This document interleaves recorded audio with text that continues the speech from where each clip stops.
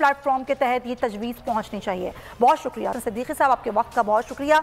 नाज़रीन, अगर हमसे ये कोई कहता है ना कि हमारे रगों में क्या दौड़ता है, तो हमें कभी कभी ऐसा लगता है कि शायद हमारी रगों में खून के बजाय चाय दौड़ती है। कभी हमसे कोई पूछे तुम्हारा ब्लड ग्रुप क्या है, तो हम शायद कहेंगे टी पॉजिटिव, क्योंकि चाय ही एक ऐसी चीज़ है जो गरीब आवाम के चेहरों पर मुस्कुराहट बिखेरती है। और चाय पाकिस्तानी आवाम की ज़िंदगी का हिस्सा है और बड़ा अहम हिस्सा है। यही वजह है कि चाय पाकिस्तान में पिया जाने वाला सबसे पसंदीदा मशरूब है। कोई बात होती है, हम कहते हैं चाय बना लो। हम गम में भी चाय पीते हैं और खुशी में भी चाय पीते हैं। हम हर चीज़ छोड़ सकते हैं, लेकिन हम चाय नहीं छोड़ सकते। तो हर साल पाकिस्तानी कौम अरबों रुपए की चाय पी जाती है, लेकिन ऐसा लगता है हुकूमत ने आवाम की चाय पीने की आदत ख़त्म करवाने की ठान ली है। जी हाँ, क्योंकि पत्ती के 250 के करीब कंटेनर्स कराची बंदरगाह पर फंसे हुए हैं। 15 रोज़ में खुली चाय की पत्ती की कीमत में 500 रुपये का इजाफा हो चुका है।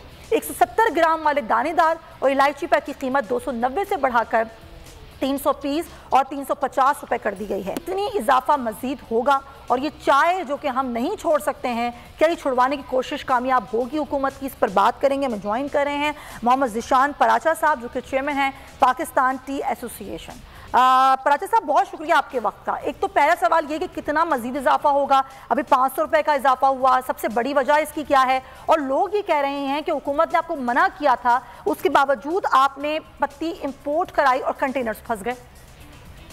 अस्सलाम वालेकुम। सबसे पहले तो थैंक यू, आपने हमें लिया अपने साथ।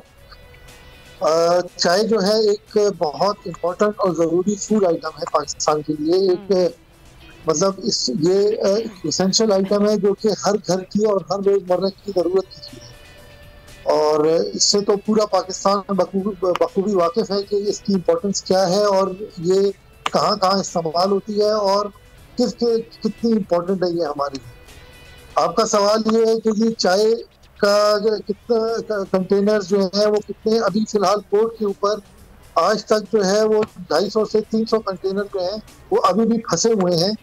और ये कहना कि जी इजाज़त नहीं दी गई या पूछा नहीं गया इंपोर्ट करने से पहले, ये सरासर गलत है।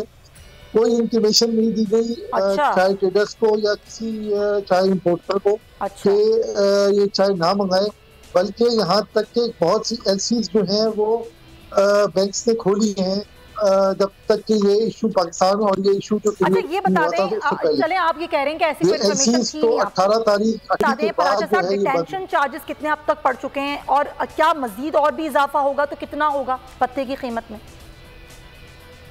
पर डे डिटेंशन चार्जेस जो है वो तकरीबन $120 से लेकर $150 के दरमियान है, depending on containers and depending on shipping line. तो आप इस बात से अंदाजा लगा लें, डैमेज जो है वो आफ्टर 5 डेज स्टार्ट होता है और डिटेंशन और कंटेनर रेंट्स जो है वो आफ्टर 14 डेज या 21 डेज स्टार्ट हो जाते हैं। अच्छा, अभी बहुत से कंटेनर्स जो है वो नवंबर के फंसे हुए हैं जो कि अभी तक क्लियर नहीं हुए। अच्छा, तो आप इस बात से खुद ही कैलकुलेट कर सकती हैं कि कितना इजाफा होगा, क्या होगा। नई इंपोर्ट्स जो है वो हम लोग अभी तक पाइपलाइन में नहीं आ रही, क्योंकि पुरानी इंपोर्ट्स अभी तक क्लियर नहीं हुई, जो सप्लायर है क्लियर, नई इंपोर्ट का फिर और मसला होगा। अच्छा, ये बताइए कि जनवरी से आपने कहा कि ये कंटेनर्स फंसे हुए हैं पत्ती के, अभी हुकूमत क्या कह रही है, कितना मजीद टाइम लगेगा एलसी खुलने में?